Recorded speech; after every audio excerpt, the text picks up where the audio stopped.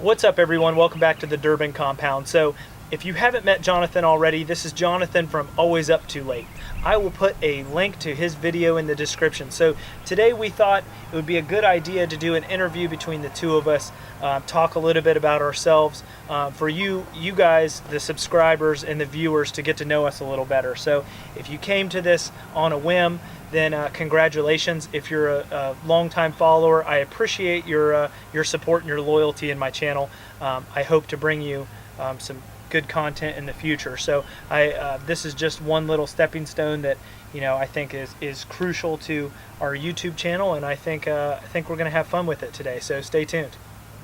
All right, so let's start it off. You want to start it off with the first question? Yeah, sure thing.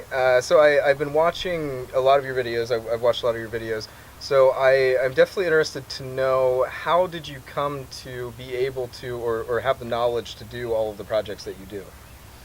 Okay, so that's a question that I get asked a lot, and honestly, I get asked that a lot through my father. So he's like, I never taught you this stuff. How the heck did you learn these skills? How did you just get to where you are? So same question my father always asks me, and I always think about it a lot every time he asks me. And a lot of it is my military background and the can-do attitude. So with a lot of military guys, I think that it's set in basically in our genes that we can just accomplish anything. Like whatever we do, we can finish it. Mm-hmm. So I'm never scared to try anything. I've never built an engine from the ground up. Like, I have a buddy in North Carolina that knows how to build engines. Yeah. I know that I could do it. Right. But I just don't have some of the skill sets. So sometimes going into a project, I won't have all the skill sets.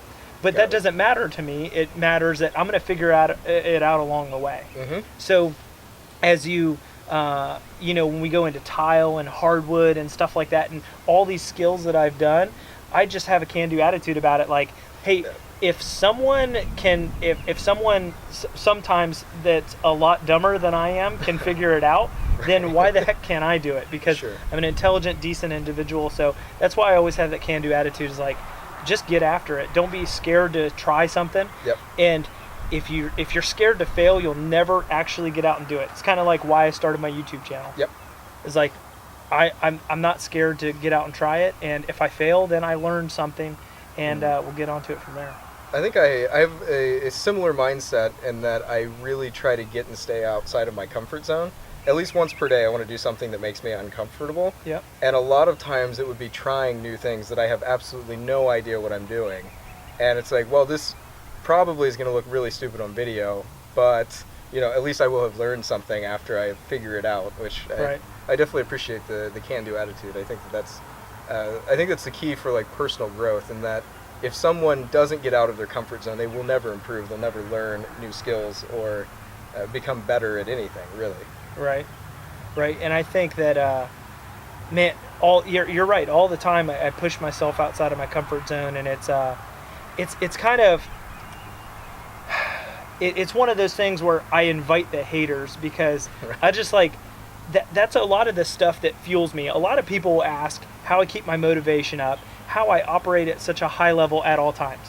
And the easiest way to explain it is, I get fueled by the haters, the guys that say, oh, you can't do that in that time frame, you can't do this and that, just like the front landscape. Yep. Crazy to start that big of a project 2 months out. Right. But now I'm on a pace to close it out in 1 month. In 30 days, I'm going to have it epic. Yeah. And that's just something I'm constantly every day fueled with. Just like, let's do it. And if I am a little uncertain about it, who cares? Yep, for sure. I think when I got my first dislike on a YouTube video, like, it was like a really satisfying moment for me, because it was like, I've reached enough of an audience to where I found somebody who doesn't like what I have to say. Like, don't get me wrong, I do appreciate everyone who does like the content. At the same time, when I found somebody who just they felt compelled enough to actually click the dislike button, it was like, I affected that person. Like, like I caused that person to click the dislike button. Yep. And that person is watching right now. He's like, yeah, I was your first dislike. Yeah, exactly. It might have been me. I don't even know. It could have been me, like, I got to give him a dislike. Right. He's got 10 likes. Kill that percentage. Let's give him that 10%. Could have been just me doing a dick move like that. I don't know. It's like, there is one on every other video consistently. I don't understand it. Like, it could be a pattern. Yeah, so I'll go with the next question. Mm-hmm. So I feel like me and you are on the same page. Mm-hmm. You're how old now?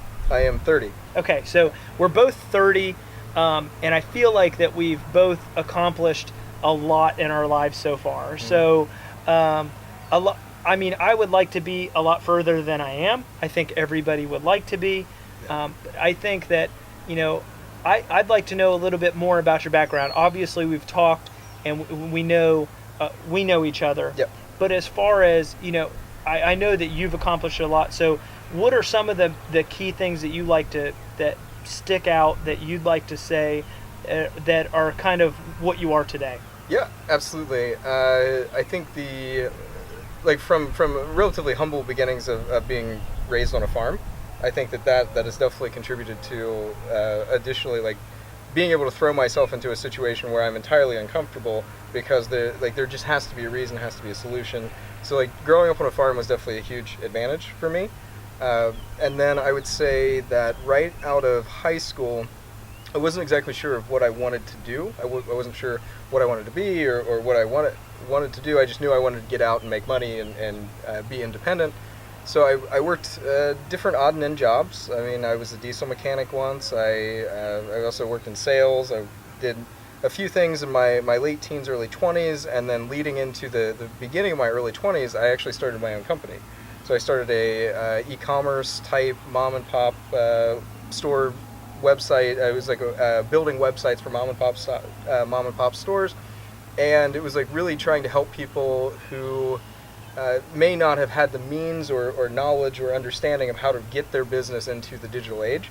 So my main driver was to, like, add value, and that I have a skill that I had developed just as a hobby that I could then apply and add value to these mom and pop stores at a reasonable price. Some people don't think it's reasonable, I guess, was the whole thing, but they may not necessarily see the value in it. So doing that for about 3.5 years or so, really set me in a good path, I think, from my early 20s, in that I had no idea how to run a business. I had no clue how to do that starting out, and I had quite a general misconception of how business worked. And I assumed that I put a sign in my front yard and then money would just kind of start flowing in through the windows, was just this like really crazy thought. But I mean, that in itself, like, that, me saying, like, okay, I'm not happy at my job, I'm not happy in my profession, I'm going to make a change, and it's going to be drastic, and it's going to be major. Like, me seeing that I could actually functionally change the world around me if I want to, is probably the most common denominator, I would say. Like, that experience in itself, probably. Cool. Good stuff. All right, yeah, so, yeah, I just felt like, as I got to know Jonathan, it was just like another curveball and another curveball. And I'm like, dude, how much stuff have you done in your life? Like, I feel like I'm talking to a 50-year-old who has owned his own business and done all kinds of little things, and yeah, like computer programming and just all kinds of stuff. And I'm like, holy moly, dude, like, you've done it all. So yeah, I've like just could not believe the background. Mm-hmm. So and like, I think some people, it's the same thing with me, is some people think that maybe I come from money, or that my parents have given me anything, and literally everything that you see is stuff that I built from the ground up. Right. And a lot of people don't realize that, hey, when you go on 3 deployments in the military, you make a lot of money, and that's sometimes not what people think of when they think of deployment. They don't think of money or even being good with your finances. Right. So literally everything that you see maybe I bought, and like the Land Rover, I bought it before I went on a deployment, and I tripled down on payments while I was gone. Nice. So in 6 months, I more than paid it off. Yep. And it was done and over with. And from then on, it's been maintenance. Yep. And I don't have to worry about it. I never had a car payment on it other than that 6 months that I was on a deployment. Right. So, and they're like, how do you own this and how do you own that? And it's, well, you're just being financially responsible. Yes. So, exactly. a lot of going back to the can-do attitude, a lot of it goes into my background as an aircraft mechanic. So in the 10 years I spent in the Marine Corps, 7 of it was as a Harrier mechanic. So the only jet that hovers. Yep. I was an aviation electronics guy. So that's amazing. Commonly known as avionics. So electronics and all the communications, navigations, weapon systems, stuff like that. Yep. A lot of what goes into that is, what would I say, some aggravating stuff. Okay. Some things you can't figure out. Yeah. You have to know electronics theory and to get into that. You're into the programming. I'm into how the heck is one thing communicating to the other. Yep. And then what is going on to where that's not functioning right. Sure. So a lot of patience was developed from that, because we might spend 8-hour shift on one little thing that we can't figure out. Yep. Maybe it's a little P-clamp around a wire bundle somewhere, and we spent all shift trying to get the bolt back into it. Yep. And, multiple guys tagging out and trying to do all the little things. So then when I come to work on a vehicle, I'm like, this is easy. Right. Like, oh, you mean I can see everything? So Yep. that built a lot of that can-do attitude, because I've seen a lot of stuff that was harder mechanically. Yep. And just because I didn't have the knowledge base was no reason not to conquer it. I think that's really interesting, because I think that there are a lot of parallels in computer programming as well. Of that, if a certain bug in a piece of code or in an application can take functionally like days to fix, and then once it's tracked down and debugged, it's generally like a 5-minute change. But it took all of that time, all of that build up to get to that like 5-minute fix thing, because it was like checking, making sure things are moving properly, checking values all the way through. And I think that there are a lot of parallels, at least in that of like, it's absolutely taken me a day to fix a bug before, or more even, just like trying different things and testing different things. But I think there's a lot of parallels there. That's crazy. Cool. Yeah. Let's check time. Yep. 11:45. Nice. We're cooking right along. All right, so what do you got? I think of all of your current projects, which one is your favorite and why? I'm going to have to go with, oh man, I don't know. I'm going to honestly have to go with the basement bar. Okay. I know that, and it all comes down to, you ask why, it all comes down to the awe factor. So a lot of the reason what fuels me and what I like to do with everything is I want to be the coolest, most awesome thing that you walk into, like, holy moly, like exactly your reaction when you walked into the basement, like, dude, it was cool on the video, right. But man, is it cool in person. Yep. And so, I think the basement bar was by far the biggest project that I've done here at the compound. It took me the longest, which is only like 5 months. It took me all summer, some winter into summer and all that stuff. But I think it's the coolest because it came together exactly like how I wanted, that rustic industrial. And I think that, it's a space that I just love hanging out in. Yep. And a lot of people love hanging out into it too, sure. or in it too. And just having that area where people come to gather. Yep. That's the most important thing to me, and showing off my skill sets. Yeah, definitely. Yeah, that's what I like about it the most. That's awesome. All right, next question for you. So it's funny that we're pretty much the same person and we never realized each other existed until YouTube. Right. Because you have a Mercedes. Yes. You have a Ford truck. Yep. You have an SUV, an Excursion. Yep. But not a Land Rover. Not a Land Rover. So the Land Rover and the Excursion are the two offs. Yep. And then you have the the Civic. Yep. And I have a Corvette. Yeah. Too. So, right. Or the Jeep for that matter. Yep. So pretty much aligned the same dang way. Well, and the Jeep could be equivalent to the V10, the Magnum that I have, the Dodge. I forgot all about it. Yeah. So just the beater kind of on the side. I forgot all about the V10. Yep. So with all of that, why? What? Gosh, how do I want to word it? What drove you to those vehicles and why? Very nice, very nice. This one, the big red truck, right? It is very similar to a truck that I had when I was younger, like around the same time when I started this business.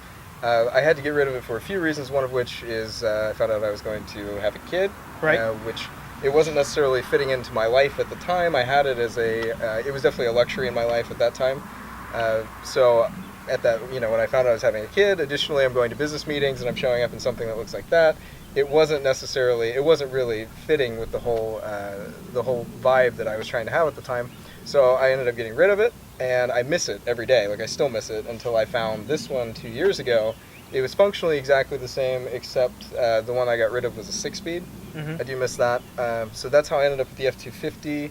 The Excursion was, my wife really likes big vehicles, so she kept stepping up in size. She started with like a Jeep, very similar to this one, and then she got an Expedition, and she got another Expedition after that, and then she downsized to a CX-9, which was the biggest one that Mazda made at the time. Mm-hmm. And then we started talking about the Excursions because I wanted another diesel project, and it was, before I had that one, I think. So it was like, I want a diesel project. We found the Excursion. We found it really close to here, like 40 minutes away from here. Single owner from here, spent its whole life here, ended up with that one.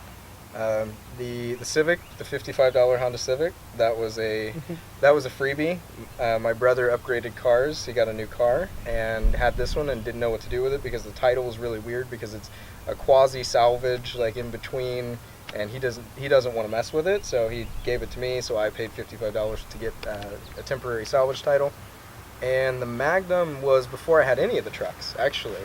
So my last house, the house that I lived in previously, it needed a lot of work, and we renovated it over like 7 years, all by hand by my wife and I. And we got to a point where we got a lot of stuff done.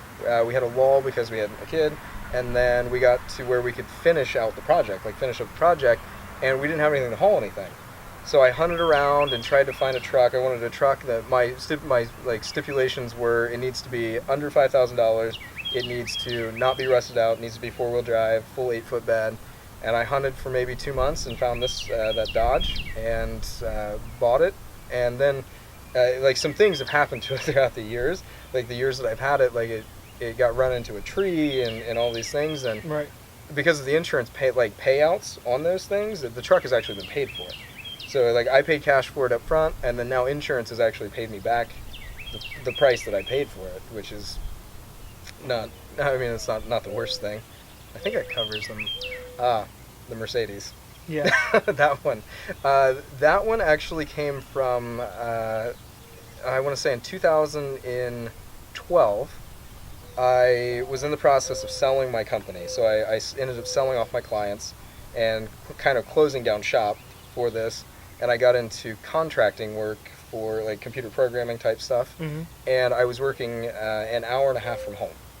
So I, driving the Expedition I had at the time it was $700 a month in gas alone to drive that. So I started looking for a car, and I decided I wanted something all-wheel drive. I wanted something that got really good gas mileage, and I wanted it to be a car, 4 doors.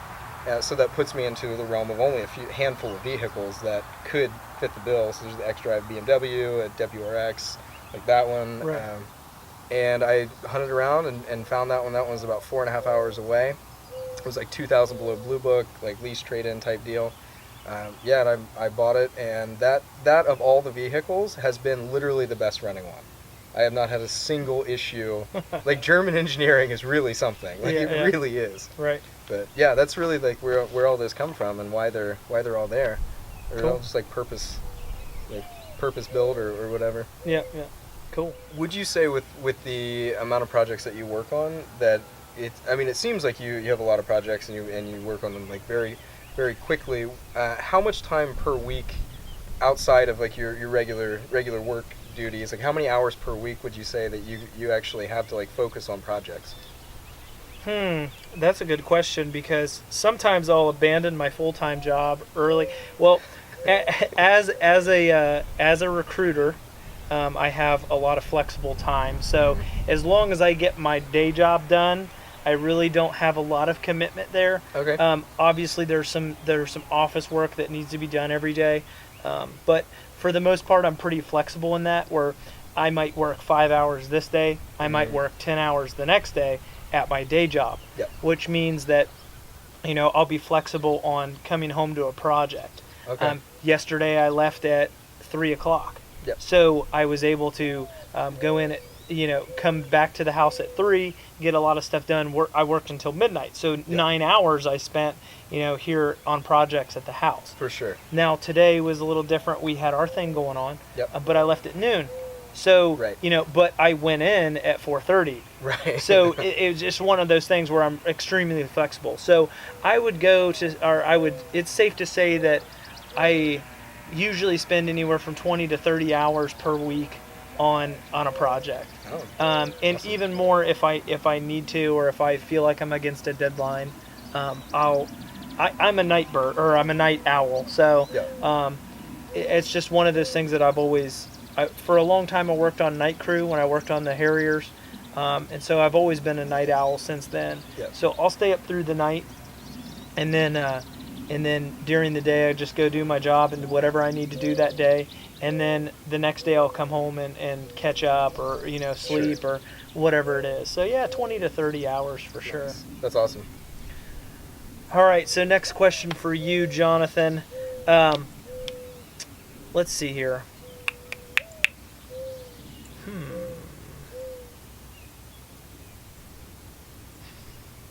Okay, so here's what I'm going to throw at you. Okay. So with the F-250, so why so big over function? Because here, so a little bit about something that you guys had never seen on camera is when I started pulling out the front landscaping at my house, I had 52 pavers, 1 by 1 or 1 foot by 1 foot pavers. So here comes Jonathan in his V10. Yep. And I'm like, dude, why'd you bring the V10, man? And he's like, well, the F-250 really is just not functional for this kind of thing. So the fact that he has 36-inch tires on it, or 38s? 36. Yep. 36. Yep. So 36-inch tires, a freaking 10-foot lift on it. Why such a huge lift and huge tires, and you kind of got rid of the whole functionality of a truck? Exactly. Yep. So the lift was actually on it. So it had a 6-inch lift on it when I bought it. It does have a ball in the bed, so it has like the fifth wheel connection. So I assume that whoever had it before me was hauling a trailer, like this is kind of what I imagine, or they had a lifted trailer, I guess would be the whole thing. Right. I think that I left the lift on it because I really just wanted to build it out pretty much to what I wanted my previous truck to be. So this whole project, because like my previous truck wasn't lifted more than, it had a leveling kit on it and an add leaf in the back and everything, Right. but it had tires that stuck out a little bit, but nothing like this. So like this whole project for me has been completing a project that slipped away years ago is really what it is. So my intentions were not necessarily to use it to haul like a car trailer or to haul like brush or something like that. It's been much more like something that I had to rectify. Right. It's a project I didn't get to finish is what it is right now. Future plans, I could lower it and use it to haul around another project potentially. But right now I'm just kind of enjoying like doing all the things that I would have done years ago with the other one that had to go. Right. Okay. Cool. Which is, I think the thing with this F-250 though is that it's nice, but it's not showroom quality. Like it does have some dings, it does have some nicks, which means that it's a lot of fun for me to drive. Like, I don't mind dropping it in a mud hole, or I don't mind actually pulling trailers with it. I do occasionally with it. But yeah, loading stuff in the bed isn't super functional, but it's still fun. Yeah, for sure. Oh, goodness. So, next question. I would say... What is the next question? Where are we on time? My phone locked up. Okay, bitch. It didn't even start. Oh, really? Should we just cut it again? We're only at 7 minutes in. Oh, perfect. So we've got 6 minutes left. He's been down in that hole the whole time. All right. Okay, I have a question. I have the next one ready. All right. Shoot. Okay, so I think that it's safe to say that we're both really into cars, trucks, right? Anything with motors. If you could have any one single car from any time frame ever, past, present, future, what would it be? I really have my sights set right now on the AMG GTR in the Sublime Green, or the whatever they call it, Mango Hill or whatever. Yep. I really want one of those. Even though it's a bi-turbo that's really underrated, even though the E63 has more power. I have no idea why, but I'm really got my sights set on that car. Yep. I think that would be the one thing I need to have in my garage. Okay. I mean, Lamborghinis and Ferraris and all that stuff, and I eventually want to add on and have quite a collection, but man, that's just one that's stuck with me for a long time since it came out. Nice. That's so awesome. It's kind of the one I've been sticking true to, no matter what everything else has changed. It's like, yep, I want one of those. Yep. Got to have one of those. So yeah, I think that's a cat's meow. That's awesome. Yeah, the SLR is a sick car. I mean, it's a nice car. Yeah, it's a sweet design. I like the SLS with the gull wing doors on it.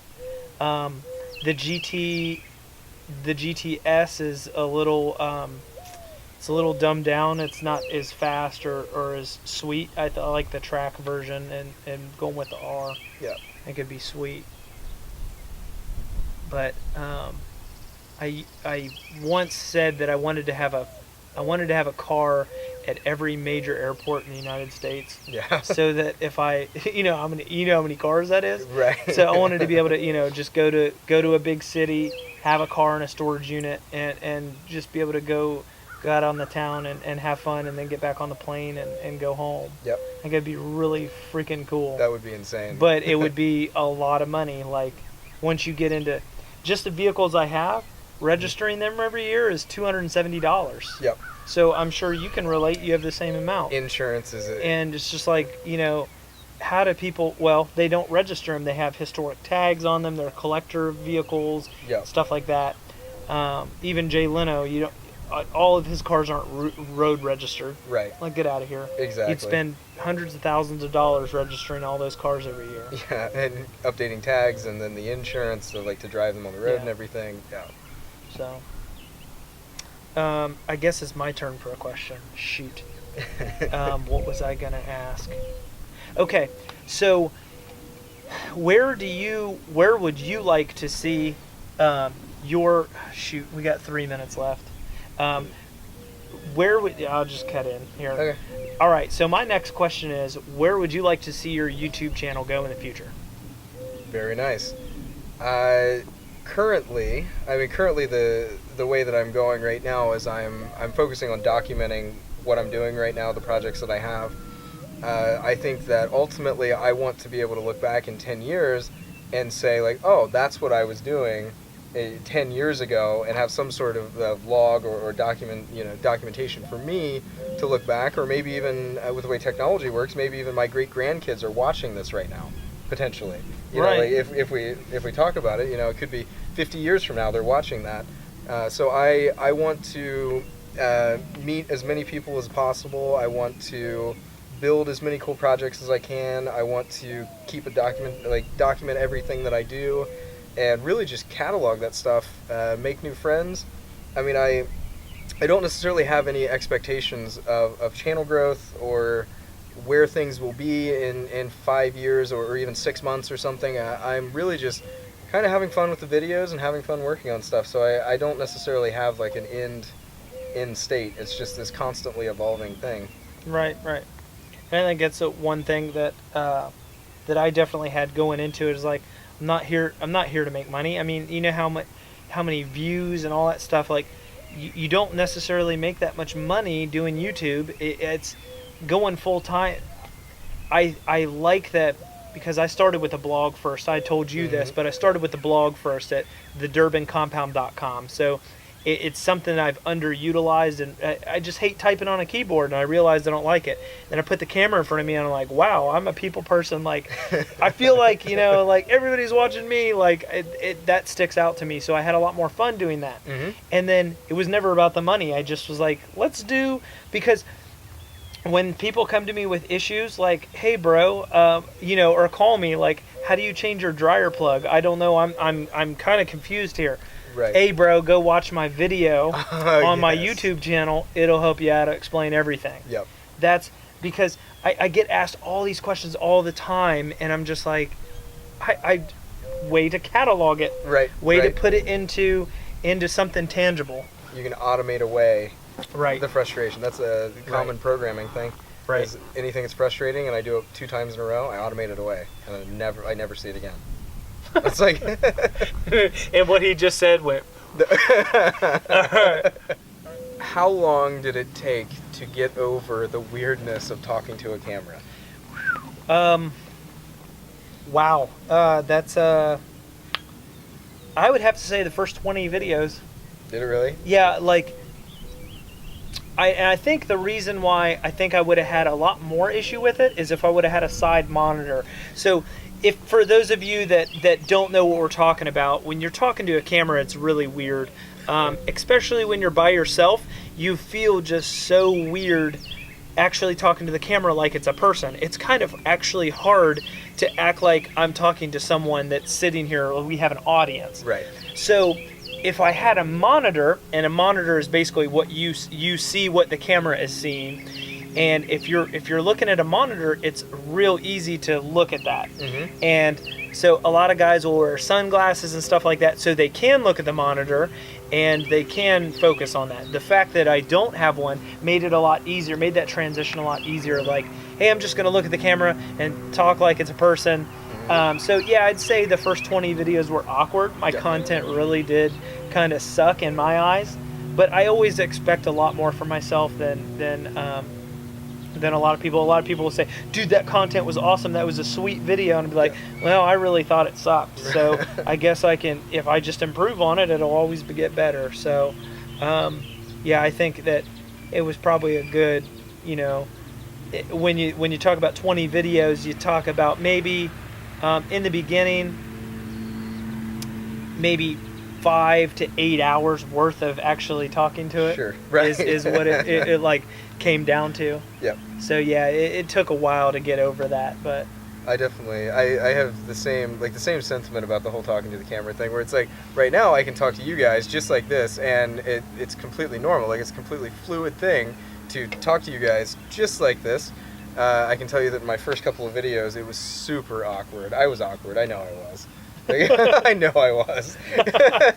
And it's okay. I mean, it's fine, but I think part of the reason that I was motivated to make a YouTube channel, additionally as well as the documentation, is that I knew that like putting myself out there was going to get me into like that uncomfortable state, and actually talking to a camera or just like letting people see something that like the creative interpretive elements. Someone could look at my content and interpret it as, oh, I like that, or oh, that's terrible, and both people are right. Like ultimately, so and like that, like throwing it out there, I definitely can empathize with the like. It takes a little while. Definitely takes a little while to get used to it. No doubt. All right, next question for me. Shit, I wasn't thinking. one of the things with active listening is that you don't listen or you don't think ahead to the next question. You think about what's being said. Use the response to build up the next question. Right. Yep. Let's see here. All right, so without spoiling something in the future, near future, what is the next project you want to do? Maybe a next mod, maybe next project. What are you thinking? What's in the near future for you? Yep. So I would say that as soon as possible, I really need to get some traction bars on the F250. So I'm researching different types, different brands. I would also like to get the chip reburned as well and try out different settings. I'm looking into different exhaust options for it as well to try out. The excursion is really like the big project that will be going forward and ongoing. And I plan on doing everything that needs to be done, which is like probably head studs, EGR delete, the whole work. So it will be a whole build series. It will go out for a long time. Because I don't think that I will ever get to a point where I'm like, oh, okay, it's done.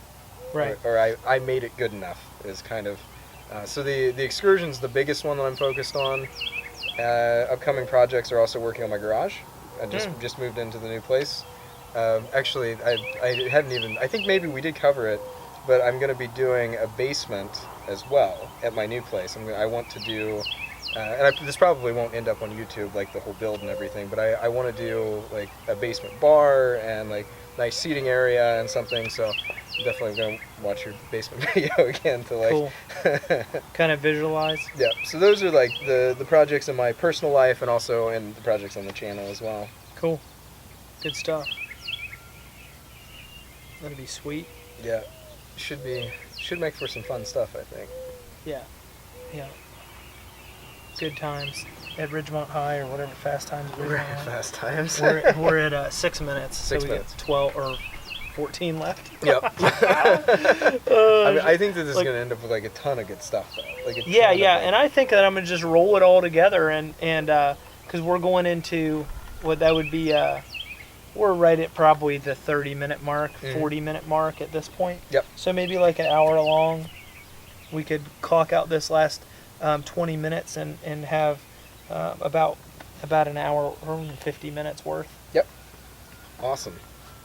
So what are some other questions that I have? Oh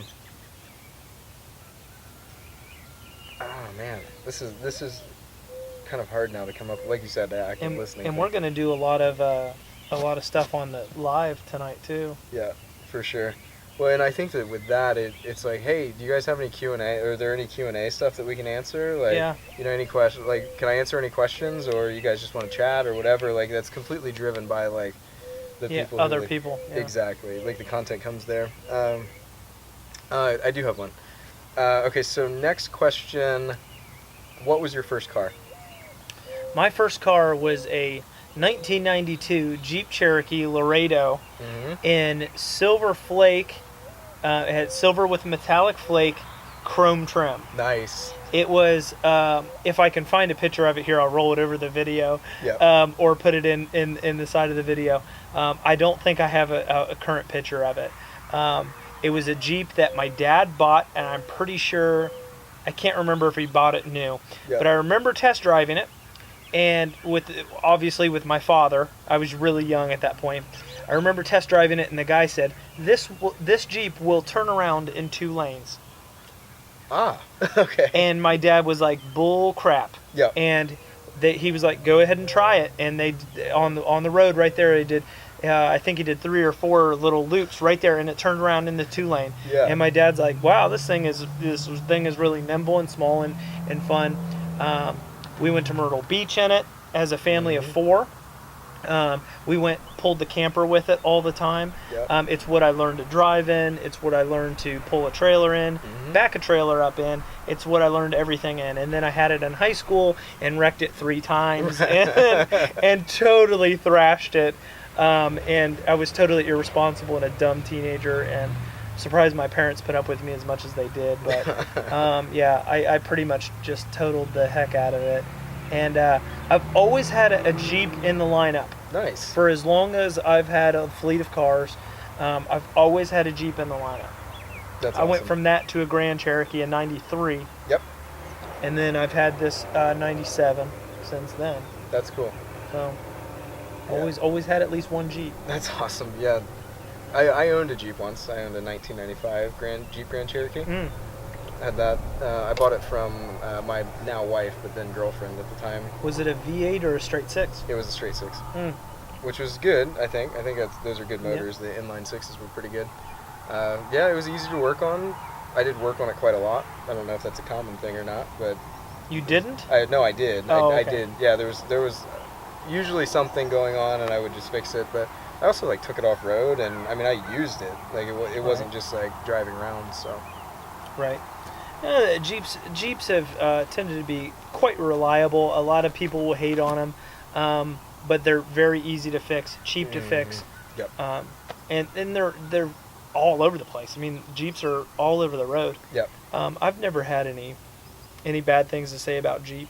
And the straight six is a bulletproof engine. Even though I can't figure out the coolant leak in this thing, I think the head might be cracked or something. Oh, wow. I got to figure it out, but I have to look into it. I guess it's time to ask a question to you. Mm-hmm. All right. Damn. Man, I got nothing right now. Let's see.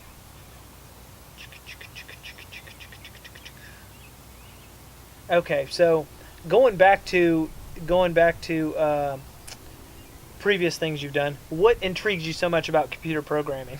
Very nice. Because I think you have to be a special person to be in that, but what drives you towards computer programming? Why do you think it's so much fun? Okay.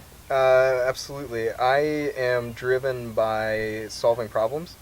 Okay. I really like to have a problem and then fix it. Is a lot of things. I mean, a lot of things in my life. So I found got a computer at a very young age. My parents did, and they were relatively new to it. They didn't really know what to do with it, and I just kind of clicked around and saw that I could touch things or hit buttons, and things would change on the screen, and it really just kind of went on from there. Like throughout the years of just trying out different things. And what really got me into it was like when we got the internet, I right clicked and there was a menu that showed up and it said view source or like view whatever, I forget exactly what it said, and I clicked it and then all of a sudden I saw HTML for the first time. And it was like in my mind I made this connection of like there's a structure, there's a way that makes this happen like this, and it was I think it was at that moment where I became like, this is what I'm going to be doing. It was like, it was just like, oh, as it shows up. Oh my God, HTML! Exactly. Oh my God. I was like, wow, so I saved it, and then I started changing things, and then opened it back up in the website, and my change happened. So then, like, I realized that by like manipulating certain parts of it, I can make things happen. And I think I've always had a thing of like, I love changing the world around me in a physical space. But at that point in time, I realized that I could do it in a completely different format as well. Like I could do it at a digital format, Right. Which is part of the reason why I have such maybe contrasting like work versus life hobbies, and that I spend a lot of my time in a digital space moving bits and bytes around. But then like that doesn't necessarily change like the tires on the truck, or it doesn't change the oil or whatever. Like Right. The contrast of being able to go outside and say my truck needs the oil change today so it will last longer, and I get under the truck and physically touch the oil filter and like do the whole thing. I really need that. I need that type of like contrast between the two. Gotcha. Huh. That's funny. HTML. Yeah, it changed my That's world. so cool. It really did. That's funny. We got 7 minutes left on this one. I would say, could there be, let me like start fresh. All right, next question. If you could pick anywhere in the world to visit, where would it be? Ooh. I've been to a lot of places. I have been to 23 countries in my travels.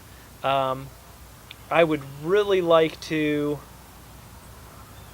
Man, I really loved Italy, and I know you spend a lot of time overseas and stuff like that as well. And I really love Rome. I really love Italy. It's an awesome place. So if I was going to go to visit, I would definitely go back to Italy. Nice.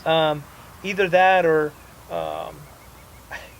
I can't. Well, you know what? I can't safely say Antarctica. Or I'd really like to. I'd like just to have the accomplishment to say, hey, I got to the North or the South Pole. And that's it. And that's the only thing I'd want to do. But the trek to get there just is no fun. Right. So that's what just discourages me from that bucket list item. It's like trying to get to the top of Mount Everest. Yeah, it would be cool to check off the list. Like, yeah, climb Mount Everest.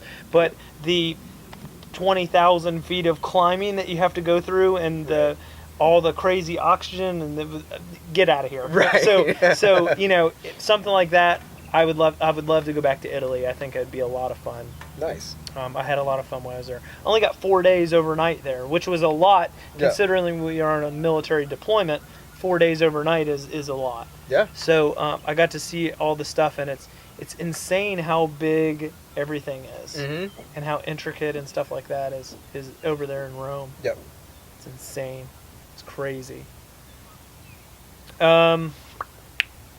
Let's see here. Next question for you, and then we can wrap this video up, I guess, because we're kind of running out of content. All